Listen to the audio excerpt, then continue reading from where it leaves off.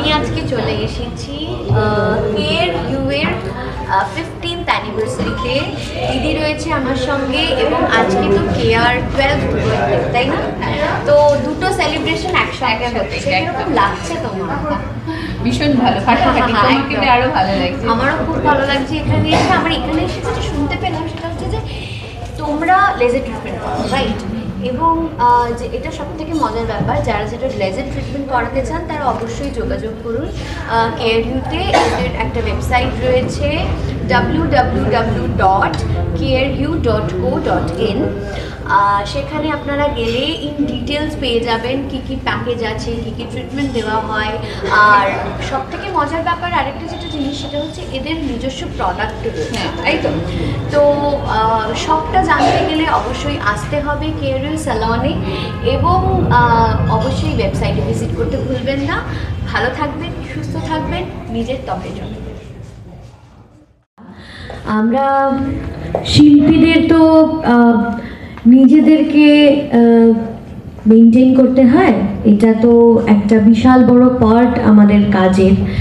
এবং সবথেকে বড় কথা যেটা নিজেদের যত্ন নেওয়া, সেটা মানে শারীরিকভাবে হোক মানসিকভাবে হোক, সবটাই শিল্পীদের জন্য খুবই গুরুত্বপূর্ণ।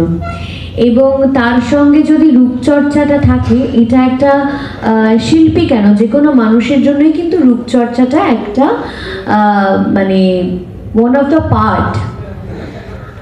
এবং সেখানে যদি তারা শিল্পী হয়, তারা যদি এই প্রফেশনের সঙ্গে যুক্ত থাকে, তাহলে তো তাদেরকে বিশেষ করে এটা জানা প্রয়োজন, যত্ন নেওয়া প্রয়োজন, নিজেদের ত্বকের যত্ন নেওয়া প্রয়োজন। তো এখানে যখন KRU আছেন, আমাকে যখন প্রথম এখানে ইনভাইট করা হয়, তো আমি সবার আগে এখানে আসার জন্য মানে আমার সবথেকে বেশি ইন্টারেস্ট থাকে যে দিদির কি প্রোডাক্ট আছে একটু দেখবো। তো আমি জানি না সেটা আজকে আমার পক্ষে দেখা পসিবল হবে কিনা, বাট স্টিল আমার এটা আশা রইল। আমি একটা দিন নিশ্চয়ই আসবো এবং আমি দেখব কি কি প্রোডাক্ট আছে আপনাদের। আর এই বিষয়টা তো আমাদের অভিনেতা অভিনেত্রী এবং বিশেষ করে মেয়েদের কিন্তু সাজগোজ, স্যালন এবং নিজেদেরকে সুন্দর করে তোলার পেছনে একটা আগ্রহ সবসময়ই আছে। এটা নেই যদি কেউ বলে তাহলে আমি বিশ্বাস করব না।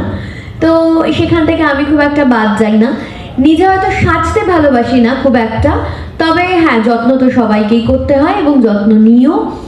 আর সেইখান থেকে KRU-তে আসা। এবং আরও একটা স্পেশাল কারণ হচ্ছে আজকে যেহেতু ওর জন্মদিন, তো হ্যাপি বার্থডে। এবং এখানে যারা যারা উপস্থিত আছেন তারা প্রত্যেকেই KRU-এর সদস্য এবং তারা তৈরি করে রেখেছে একটা পরিকাঠামো। একটা জিনিস তৈরি করলেই হয় না, কোনো একটা মানুষের পক্ষে কোনো কিছু টিকিয়ে রাখাও সম্ভব নয়, কোনো কিছু তৈরি করাও সম্ভব নয়। কোনো কিছু টিকিয়ে রাখতে গেলে অনেকগুলো মানুষের একসঙ্গে থাকাটা খুব জরুরি।